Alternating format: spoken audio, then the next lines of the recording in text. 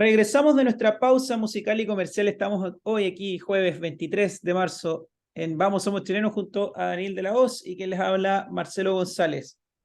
Estamos en este horario nuevo, así que no se sorprenda, vamos a estar así hasta mayo, debido a las elecciones de consejero constitucional que se viene. Así que esperamos también que nos puedan escuchar de 4 a 5, y si no, nos pueden pillar en YouTube o en las distintas redes sociales que tenemos, Vamos Somos Chilenos.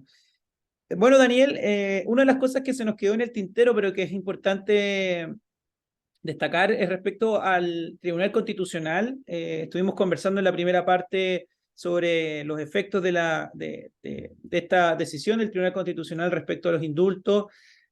Y bueno, hay un tema que se viene discutiendo hace rato. De hecho, en algún momento, cuando el Tribunal Constitucional tenía una composición más de derecha, podríamos decir. Teníamos a la gente de izquierda reclamando que el Tribunal Constitucional era una tercera cámara, que había que eliminarla, y hoy pareciera ser, y aquí quiero preguntarte a ti respecto a la composición, para que la gente también que nos escucha vaya enterándose un poco quiénes son los jueces y cómo parecía ser que este resultado era previsible, que las cosas han cambiado. O sea, parece ser que hoy el Tribunal Constitucional no es de no es del sector de derecha, y por eso también gente como Fernando Atria hoy no reclama nada, no dice nada, y parece ser que el Tribunal Constitucional está perfecto el día de hoy.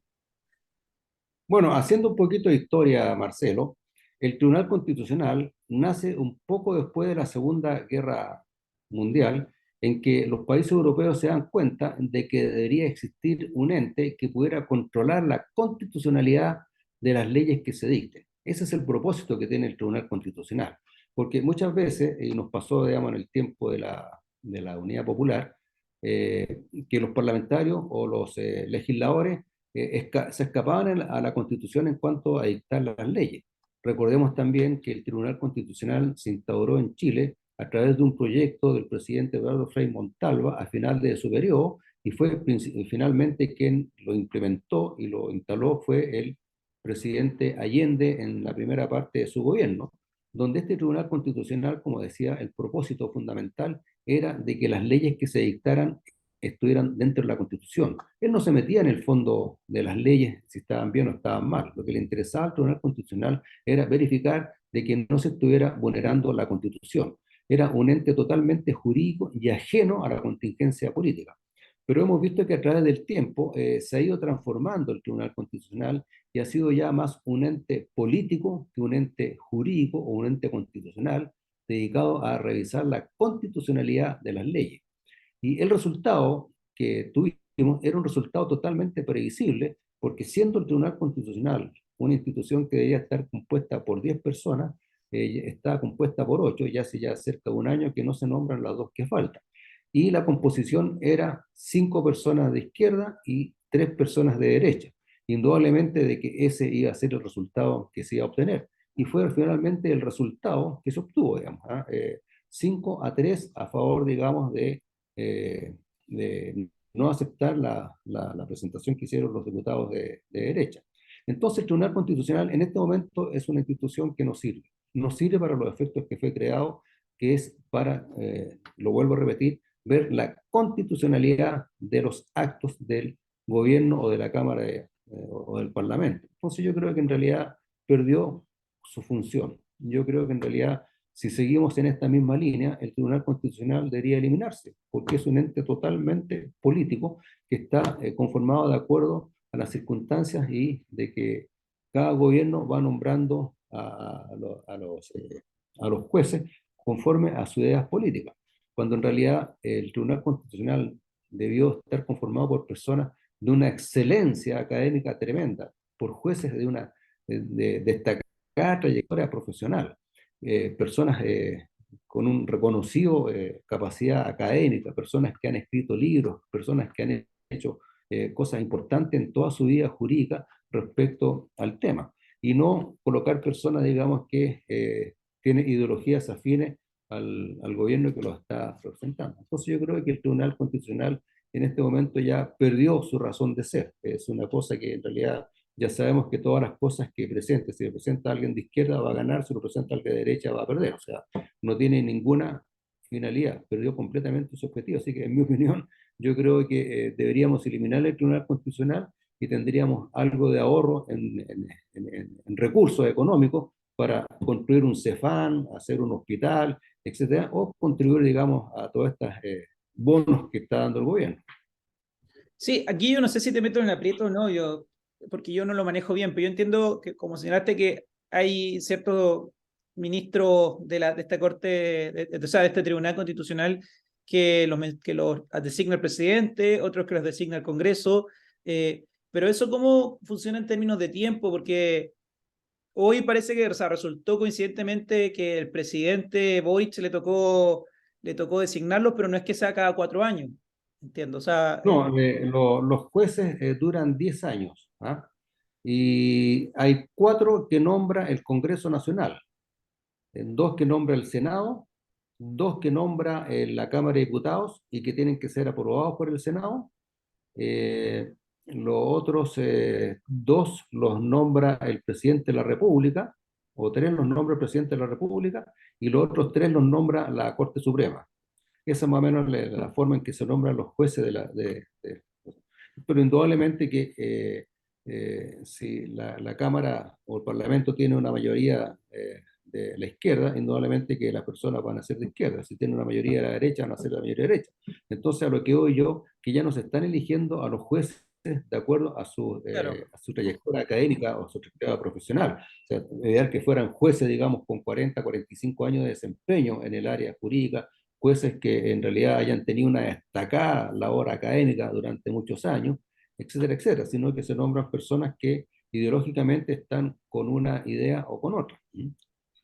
Bueno, sí, pues efectivamente. De todas maneras, obviamente una persona que tenga 45 años de trayectoria igual tiene su pensamiento político, eso Sí, es estamos de acuerdo, innegable. claro, Sí, pero son personas que son, difícil poder controlar eso al final. claro, pero son personas, digamos, que son más reposadas en tomar sus decisiones, ¿ah? Mm. No son tan idealistas ni tan imprudentes. Por ejemplo, yo no concuerdo mucho con la idea de don Ricardo Lagos, ¿no es cierto? Él es una persona de izquierda, pero realmente ha sido uno de los mejores presidentes que hemos tenido, ¿ah? Y sus Claro, comentarios son bastante republicano. aceptados, ¿no es cierto? En realidad, si hubiese estado Lagos, digamos, en esta última votación, quizá habría votado por Lagos, siendo yo una persona de derecha, ¿no es cierto? Porque Lagos realmente es una persona que tiene un peso político tremendo, ¿no? El presidente Boric no le alcanza a llegar ni a la suela al presidente Lagos. Entonces realmente, si tuviéramos gente de ese peso en el Tribunal Constitucional, indudablemente que las cosas serían distintas.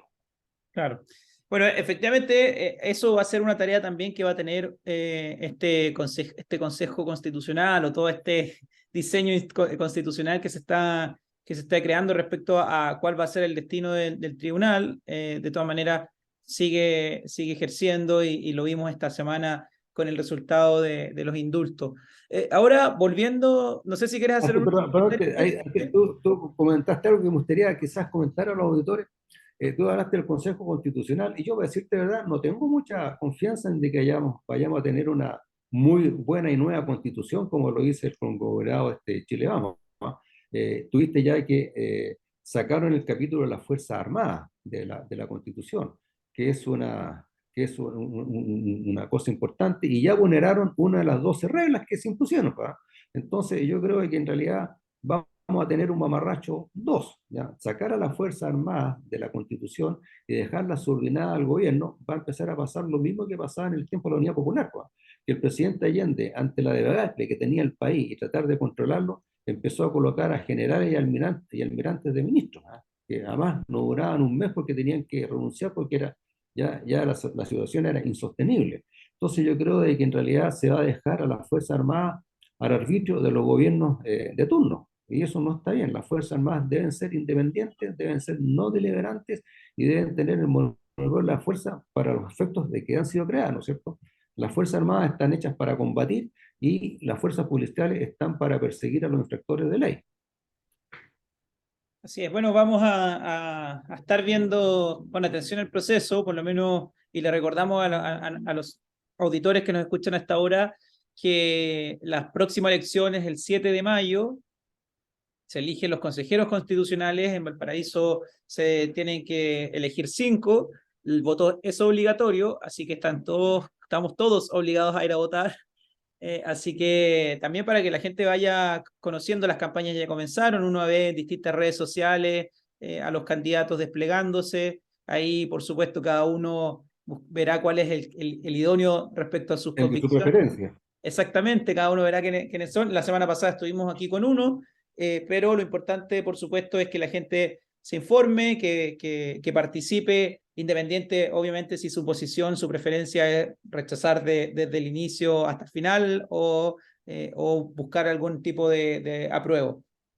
Que ahora parece que es como acepto o no acepto, que lo han ido cambiando Sí, aquí. estoy de acuerdo o rechazo, creo que no me acuerdo. No, no rechazo, no, sacaron la palabra rechazo. Sacaron De rechazo, creo que acuerdo era o en apruebo. contra. Sí, claro que es como a De favor o en acuerdo o en contra. contra. Sí, creo que es a Una favor. cosa así. Sí, bueno, Parece cambiando que ya. los persigue este fantasma del rechazo, ¿no es cierto? Entonces Sí, saben de que el asunto no va por buen camino, ¿ah? Yo creo que no va por buen camino, porque en realidad hacer una constitución no es una cosa de hacerla en varios meses, ¿ah? Yo en no, algunos claro, programas efectivamente. Efectivamente, en el mundo, las constituciones que se han hecho se han demorado entre 3 y 8 años, ¿ah? claro, Siendo el promedio más o menos 4 años. La nuestra duró 7 años, la del año 70, del año 80, perdón, se demoraron 7 años en terminar y dejar lista la constitución para su publicación. claro. Entonces, hacer una constitución en 3 meses, indudablemente, y además con gente que no tiene mucho dominio sobre el tema y están muy contaminados por la ideología, digamos, de uno u otro bando. ¿Mm? Porque la constitución tiene que ser algo neutro, ¿ah? Que le sirva a todos, ¿ah? A los de izquierda, a los de derecha, a los del centro, a los de más allá, etcétera. La constitución tiene que ser neutra, de tal manera que sea una herramienta para poder progresar en el país y que la actividad legislativa se pueda desarrollar en una forma normal y equitativa. Claro, y aquí, bueno, íbamos a cambiar de tema, pero está bien interesante el punto porque lamentablemente parece ser que en Sudamérica, sobre todo, existe una cierta idea de que las constituciones son desechables y que pasado 30 años hay que cambiarla porque no sé, el país cambió y por tanto hay que actualizarla. Cuando uno ve ejemplos en países como, bueno, obviamente Estados Unidos probablemente es el ejemplo más claro porque tienen una sola constitución en toda su historia y hemos visto también el progreso económico, social y cultural que ellos tienen. Y bueno, nos damos cuenta que no es necesario, como lo piensa el sudamericano, que las constituciones hay que cambiarlas cada 30 años. Acá en Chile uno escucha no solamente o sea, no solamente de personas no afines al tema constitucional, sino que a veces de mismos expertos, de periodistas que están ahí constantemente monitoreando la situación o reportando la situación de que pareciera ser que la constitución ya no está vigente porque pasaron los 30 años, porque ya la ciudadanía ha cambiado. Y yo creo que en parte tiene que ver con lo que dices tú, Daniel. O sea, la ciudadanía, o sea, cuando se construyen estas constituciones, cuando se crean estas constituciones, lamentablemente se hacen con los sesgos políticos del momento y eso hace que cuando cambie un poco el termómetro político del país, también la constitución vaya perdiendo vigencia. No sé si tú compartes esa opinión. No, porque en realidad este asunto de que las constituciones duran 40 o 50 años es un concepto que instaló principalmente la izquierda, principalmente el comunismo, de tal manera de ir tratando de lograr el poder total de la población, como sucedió, ¿no es cierto?, en Venezuela, y qué sé yo, en Nicaragua, bueno, para qué te digo, Corea del Norte. Pero las constituciones en realidad no se hacen con una fecha de término, las constituciones se hacen para que duren eternamente, e indudablemente se van actualizando conforme a cómo va avanzando, digamos, la civilización. Bueno, tú nombraste la Constitución de los Estados Unidos, una constitución que tiene 8 artículos y nunca se ha cambiado, nunca se ha modificado. Y vemos que Estados Unidos, ¿no es cierto?, es un país, digamos, de avanzada y es el número uno en el Chile, perdón, en el mundo. Tenemos la Constitución japonesa. La Constitución japonesa la hicieron los norteamericanos después de la Segunda Guerra Mundial, en el año 46, y se aprobó el año 47 y esa constitución la hicieron 17 personas norteamericanas, de las cuales 16 eran hombres y la conformaba una mujer. Y tú ves que Japón es uno de los líderes en la parte económica y también es una constitución que no se ha cambiado y pretende cambiarse.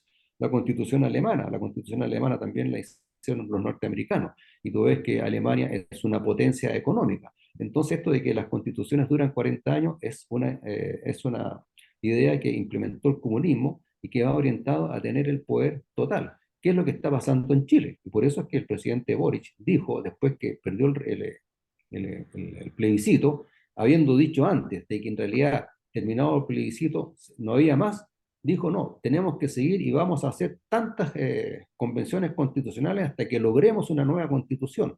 Y que desgraciadamente, digamos, Chile vamos, se ha subordinado a esta idea del presidente y van a seguir haciendo constituciones hasta que finalmente logren una constitución que les permita llegar al poder total, que es lo que pretendía hacer Allende, en su época.